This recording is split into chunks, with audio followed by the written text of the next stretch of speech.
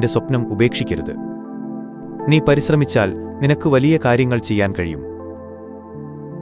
അധ്യാപകന്റെ ആ വാക്കുകൾ രാഹുലിന്റെ മനസ്സിൽ വലിയ ശക്തി നൽകി. അന്നു മുതൽ അവൻ കൂടുതൽ ശ്രദ്ധയോടെ പഠിക്കാൻ തുടങ്ങി. രാത്രിയായാൽ വീട്ടിൽ ഒരു വലിയ പ്രശ്നമുണ്ടായിരുന്നു. വൈദ്യുതിയില്ലായിരുന്നു. അതിനാൽ പഠിക്കാൻ വെളിച്ചം ലഭിക്കാറില്ല. രാഹുൽ ഒരു ചെറിയ കെറോസിൻ വിളക്കിന്റെ വെളിച്ചത്തിൽ പഠിക്കാൻ ശ്രമിച്ചു. എന്നാൽ ചില ദിവസങ്ങളിൽ കെറോസീനും കിട്ടാറില്ല. അപ്പോൾ അവൻ ഗ്രാമത്തിലെ ഒരു തെരുവ് ലൈറ്റിന്റെ കീഴിൽ പോയി ഇരുന്ന് പുസ്തകങ്ങൾ വായിക്കുമായിരുന്നു. വഴിയിലൂടെ പോകുന്ന ആളുകൾ അവനെ കണ്ടു പലവിധം പ്രതികരിക്കും.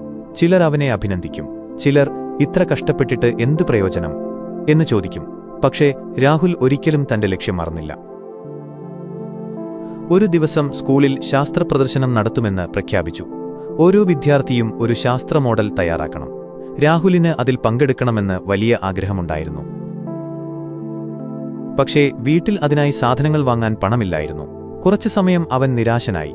പിന്നീട് അവൻ തീരുമാനിച്ചു, പണമില്ലെങ്കിലും ഞാൻ ശ്രമിക്കണം. അവൻ ഗ്രാമത്തിലെ പഴയ സാധനങ്ങൾ ശേഖരിക്കാൻ തുടങ്ങി.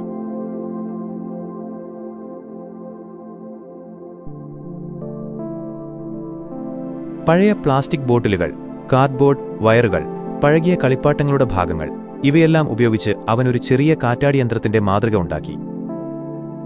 പ്രദർശനദിനം എത്തിയപ്പോൾ സ്കൂളിൽ വലിയ ആവേശമുണ്ടായിരുന്നു. പല വിദ്യാർത്ഥികളും മനോഹരമായ മോഡലുകൾ കൊണ്ടുവന്നു. ചിലത് വളരെ വില കൂടിയ സാധനങ്ങൾ ഉപയോഗിച്ചുണ്ടാക്കിയതായിരുന്നു. ആദ്യം രാഹുലിന് ഭയം തോന്നി. എന്റെ മോഡൽ ഇവയുടെ മുന്നിൽ ചെറുതായി തോന്നുമോ എന്നവൻ വിചാരിച്ചു. എന്നാൽ അവന്റെ അധ്യാപകൻ അവനെ ധൈര്യപ്പെടുത്തി.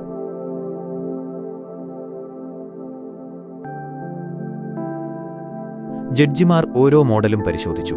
അവർ രാഹുലിന്റെ മോഡലിന്റെ മുന്നിലെത്തിയപ്പോൾ അവനോട് വിശദീകരിക്കാൻ പറഞ്ഞു. രാഹുൽ ആത്മവിശ്വാസത്തോടെ കാറ്റിന്റെ ശക്തി ഉപയോഗിച്ച് വൈദ്യുതി എങ്ങനെ ഉൽപ്പാദിപ്പിക്കാമെന്ന് പറഞ്ഞു. അവൻ ലളിതമായ ഭാഷയിൽ അതിന്റെ പ്രവർത്തനം വിശദീകരിച്ചു. അവസാനം ഫലം പ്രഖ്യാപിച്ചപ്പോൾ എല്ലാവരും അത്ഭുതപ്പെട്ടു. ഒന്നാം സമ്മാനം രാഹുലിനായിരുന്നു.